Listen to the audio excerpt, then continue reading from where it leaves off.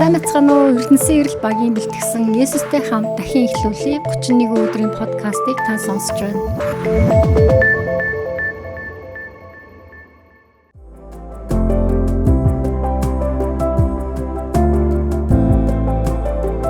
Эзний сүнсэн захируулан амьдрдаг болсон хүн болгон түүний хүүхэд мөн. Ром 8 дугаар бүлэг 14. Эзний хүүхдүүд болсон бид ямар ч үед ариун сүнсээр удирдуулдаг. Өнөөдөр өөрийнхөө дуу хоолойноосоо илүү ариун сүнсний дуу хоолойг сонсцгаая. За ингээд эзэнтэй ярив. Мөнхийн их эзэн минь, ариун сүнс минь та биднийг удирдаач. Та бидний хөтлөн дагуулаач. Та бидэнд үгээ хэлээч. Таны үгийг сонсох зөөлөн чихийг биднэрт өгөөч эзэн минь. Энэ бүгдийг бид Есүсийн нэрээр гуйлаа. Амен.